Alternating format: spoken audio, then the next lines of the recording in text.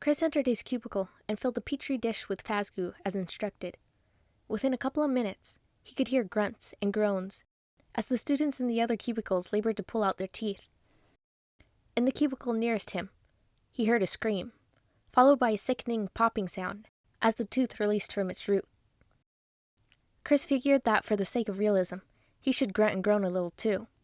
He faked it for a few minutes, very believably, he thought, and then he reached into his pocket and pulled out his ace in the hole. The sight of his mom, about to pull his sister's tooth the other night, made him remember that when he was little, he had declined money from the tooth fairy in order to keep all of his old baby teeth. He didn't know why he was willing to let them go, especially for cash, which was hard to come by in his family. He had been a weird little kid, but now, that weirdness was paying off. Chris submerged his old baby tooth in the Fazgoo. When he touched the goo, he thought he felt a slight sucking sensation at his fingertips. He pulled his hand away, but a tendril of pink slime connected his index finger to the petri dish with his tooth still in it. The tendril was stretchy, like mozzarella cheese when you lift the first slice from a hot pizza. Now there was nothing to do but wait for the tooth to get what it needed from him. He lay down on the cot, making sure not to break the tendril that connected his finger and the Fazgoo. Chris closed his eyes and let himself doze. Soon, he was dreaming of future successes. He saw himself as though he were a character in a movie. Opening the letter granting him a full scholarship to an Ivy League university. He saw himself doing research in a lab at the university. The lab was bright and clean and filled with the most cutting-edge equipment. A distinguished professor in a white lab coat stood behind him and looked over his shoulder, smiling at the good work he was doing. Chris saw himself, in a black cap and gown, walking across the stage. The university professor handed Chris his diploma, and Chris smiled to have his picture taken. But when Chris smiled, he was immediately clear that something was wrong. Blood dripped from his lower lip down his chin. His mouth was a black cavern framed by a bloody mess of gums. Somebody had pulled all of Chris's teeth. Chris startled awake. He was disoriented at first, waking up on a narrow cot in a cubicle. But then he saw the tendril strung between his finger and the petri dish, and remembered where he was and why. Sitting up, Chris heard movement and whispering coming from the other cubicles. Could the whispering be coming from the mouth that this experiment was supposed to create? Chris pressed his ear to the partition in hopes of making out what was being said. But no words were discernible. From where he was, the whispering just sounded like soft whooshing of wind through the trees. But then, he heard the voice of the student in the cubicle next to his. "Wow," she said, her voice filled with awe. "Wow." There was a rattle of plastic, which could have been the biohazard bag. Then, the sound of footsteps. Chris pushed one of the cubicle's partitions open just a crack so he could watch the students leave. It was Brooke, but the look on her face was different than her usual smart, collected expression. Somehow, her features seemed softer, more open. Her eyes were wide and full of wonder.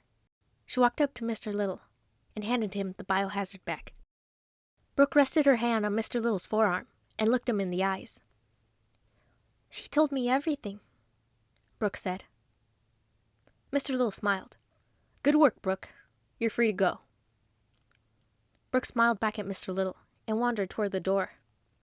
Chris was just about to close the small opening in the partition when he saw another student, a tall, dark-haired boy he hadn't met yet, emerge from a cubicle across the classroom.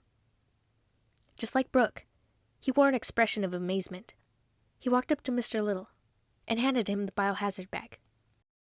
"He told me everything," the boy said, placing his hand on Mr. Little's shoulder. Mr. Little smiled and nodded. "Good. Nice work, Jacob. You're free to go." "Thank you," the boy said, as though Mr. Little had just given him a gift. Chris closed off the partition. Clearly, the experiment was starting to work for some people. But when he checked the progress in his petri dish, he couldn't see any significant change. It was still just his old baby tooth, submerged in a puddle of Fazgoo. What if my experiment doesn't work? Chris wondered. What if I fail? Ever since middle school, when the class visited the high school science fair, and Chris saw the amazing experiments conducted by Mr. Little's students, Chris had dreamed of being in science club. What if he didn't belong here? What if he lacked the necessary knowledge and skill? So many of science club kids were the sons and daughters of scientists themselves, or of doctors, or lawyers, or college professors. Chris was the son of a clerk and a laborer. Maybe he wasn't of the right stock to make the grade in this intellectual environment. Suddenly, Chris felt drained, depleted. Maybe this meant the Fazgoo was draining him of the energy it needed to make the experiment work. Or maybe it was just the feeling of him giving up hope. Either way, he was exhausted. He lay down on the cot again and fell asleep instantly. Chris woke up groggy, with his face in the puddle of his own drool. His surroundings were strangely quiet. No whispering, no sounds of movement. He sat up and wiped away the drool. The tendril on his index finger reminded him to check his experiment's progress. Maybe it was finally working. He tried to muster up some hope. The goo had outgrown the petri dish. It didn't look like a mouth, or much of anything else really. It was a pink blob, slimy and unpleasant, about the size of a baby's fist. It was something anyway. He just wasn't sure what. Around him, the room was still quiet. Had everybody else left? After a few seconds, Chris heard rustling, then footsteps, then a voice saying, "He told me everything," followed by Mr. Little's praise and permission for the student to go. Chris sighed and sat on the cot and waited. He watched the mass in the petri dish. But if there was any progress, it was too slow to see. It was akin to watching paint dry or grass grow. "Permission to enter?" a voice said from outside the partition. "Sure," Chris said. Mr. Little stepped into the cubicle. "How's it going, Chris?" I'm not sure, to be honest. Am I the last person left?"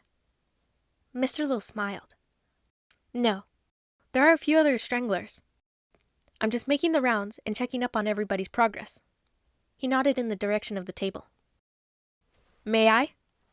"Of course." Chris felt nervous for Mr. Little to look at his nowhere-near-finished project. Mr. Little approached the table and looked at the blob, cocking his head in a way that reminded Chris of the family dog.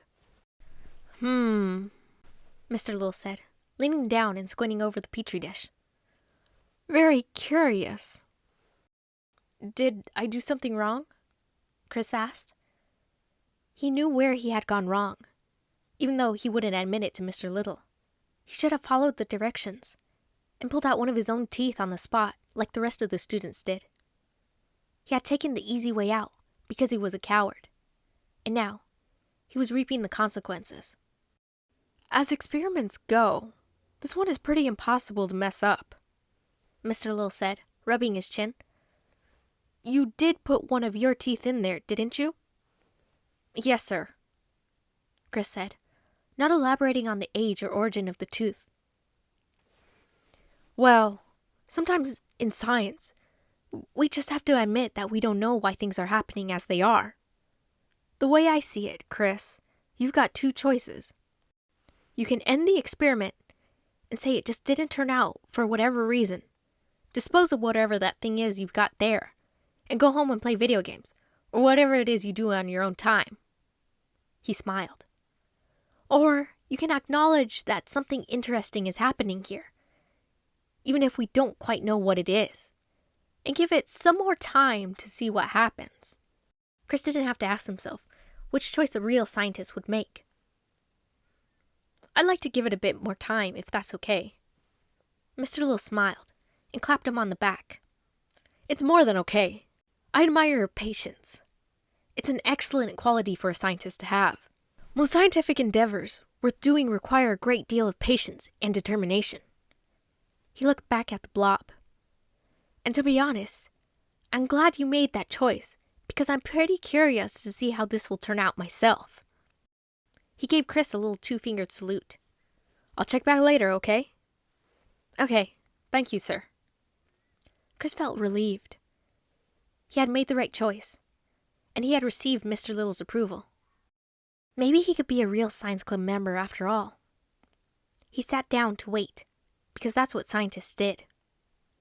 After a while, there was more movement and rustling, followed by similar words uttered by different voices.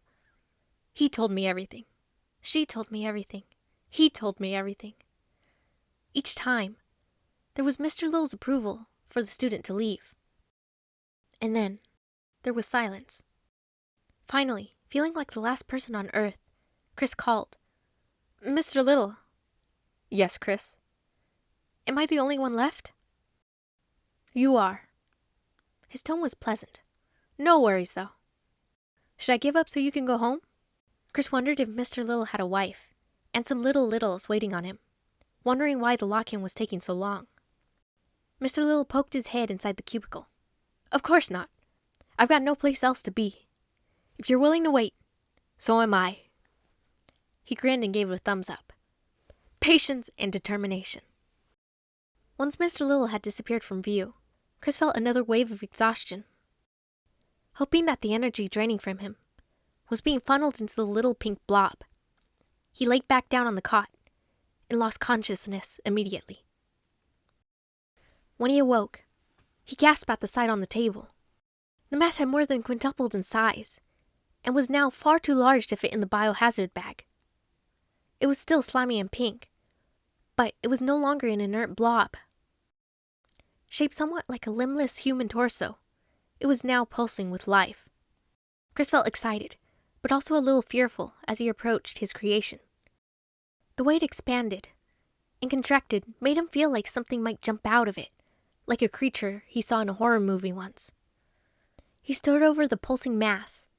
Its skin, if you could call it that, was a translucent pink, like a bubble blown from bubble gum. Beneath it was the source of the pulsing, a cluster of bag-like structures that were beating to a rhythm that seemed strangely familiar, though Chris didn't know why. Chris looked at the tendril, now thicker and stronger, that connected him to the newly formed organism on the table. The tendril pulsed in unison with the strange thing's organs. Chris gasped when he realized why the pattern of this pulsing seemed so familiar. The thing's organs, and the tendril that connected him to it, were throbbing to the beat of Chris's own heart. A shudder ran through him, and he was overcome with a sudden need to empty his bladder. Now that he thought about it, he realized he hadn't gone to the bathroom for hours, not since right after the school dismissal bell rang. This knowledge increased his sense of urgency. But how could he manage to go down the hall to the boys' restroom when he was physically connected to this big, weird, seemingly living thing? He wondered how the other kids managed it. They probably hadn't needed to go in the first place, because they had completed the experiment so much more quickly than he had. Plus, their experiments hadn't yielded something so large and unwieldy. Just as Chris decided that he was desperate enough to call for Mr. Little and make the pathetic confession that he needed to use the restroom, but didn't know how, the pressure in his bladder disappeared. He looked over at the thing on the table, which expelled a large amount of fluid that hit the floor with a splash. Was that his pee? And what was it doing over there? Chris knew he should have been embarrassed. He was pretty sure he had just peed on the floor of his science classroom after all.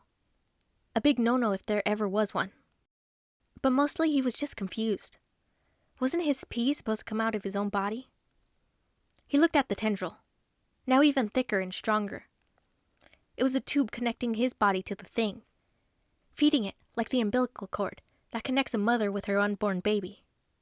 Maybe his pee had traveled from him, through the tube, to be expelled by the thing on the table.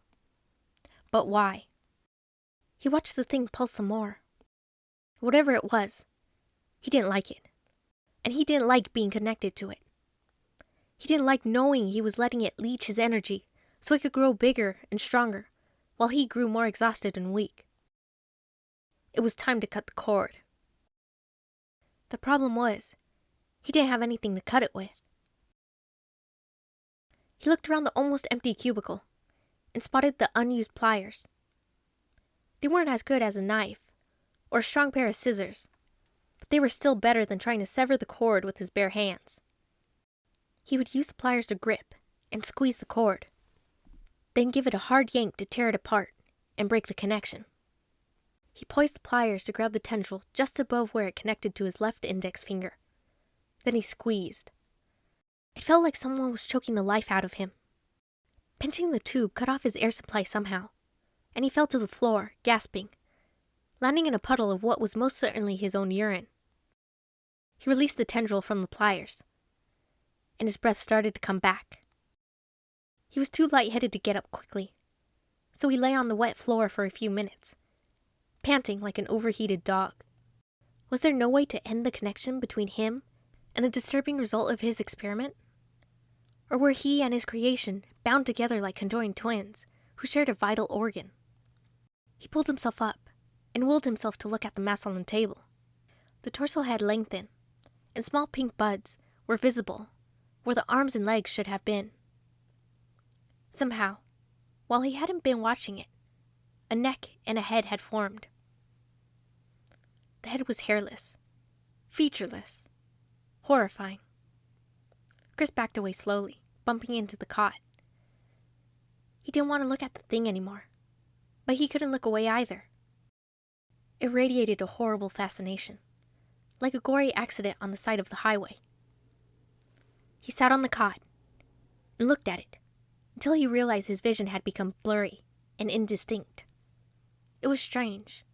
He had never had trouble with his eyes before. He put his hand over his right eye, and suddenly, it was like the world had been plunged into blackness. He reached up to put his hand over his left eye, and what he found there made him cry out in terror. His left eye was gone. It was impossible, of course. The loss of red blood cells and his level of anxiety must have been disrupting his perception, making him paranoid, maybe even making him hallucinate.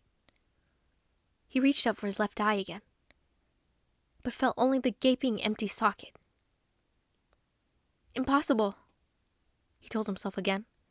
But then he looked at the tendril. Inside the translucent tube, an orb traveled away from Chris and toward the evolving pink form on the table. The orb was being pushed along by the tendril's pulsations. It was the size and shape of a human eyeball. What the? Chris's hand shot up, where his eyeball used to be. There was a popping sound, like a cork being pulled from a bottle. And when Chris looked over at the thing on the table, it was looking back at him with Chris's left eye. The eye was no longer featureless. It was now cycloptic. Chris knew the creature wouldn't be content to stay a cyclops for long. It would be coming for the other eye, and for more parts of him as well.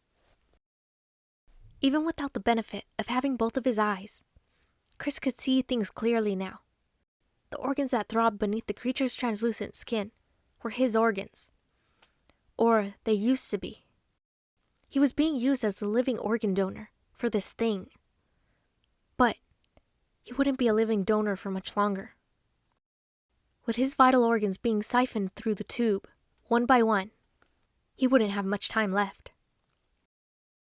Chris pulled on the tendril, trying to rip it from his body, but it was connected as solidly as his fingers were to his hand, and gripping the tube constricted it and made him lose his breath. He tried to get up, with a vague, hopeless thought of running to where he could get help, even if it meant dragging the thing behind him, like a broken kite on a string. But he found himself too weak to stand. But he still had his voice, didn't he? There was nothing to do but scream. He yelled with a voice that was thinner and weaker than he would have liked it to be. "Help! Mr. Little! Anybody! I'm over here! Help me!" His cries for help were met with silence. Now that all of the other students had gone home, had Mr. Little gone home too? Would he have left without saying goodbye? Without giving Chris permission to leave as well? Chris could not remember ever having felt so utterly alone. The yelling had tired him out. Everything tired him out. His muscles felt non-existent, and his arms and legs were as floppy as overcooked noodles. He sank down on the cot. He needed to think of a plan, a way to escape. But weakness and fatigue overtook him. He didn't mean to fall asleep, but he wasn't strong enough to fight the wave of exhaustion that swept over him. When he awoke, he opened his one eye and saw the thing sitting on the edge of the table across from him. Except, it wasn't just a thing anymore. It was a boy who, except for a strangely pink skin tone, looked exactly like Chris. It was Chris's height and build, with his sandy brown hair. It was wearing Chris's clothes and looking at Chris with what had been his left eye. Did that mean Chris was naked? He looked down at his reclining body and quickly saw that it didn't have enough structural integrity to support clothes. Chris's body was devoid of muscles and bone. He was a mass, a blob. He had no idea how he could still be alive, how he could still be aware, with so little of him left. There was no way he could hold out much longer. Chris understood that he would never see his mom and dad and Emma again. He would never take another bike ride to the dairy bar and the lake with Josh and Kyle. Somebody else would have to take Pork Chop for his walks and feed him his dinner. The thing got down from the table and used Chris's bone and muscles to walk over to the cot. With his one remaining eye, Chris saw his creation. He saw that this creature looked so much like him that nobody would ever know the difference. It would go to Chris's house and take its place in Chris's family.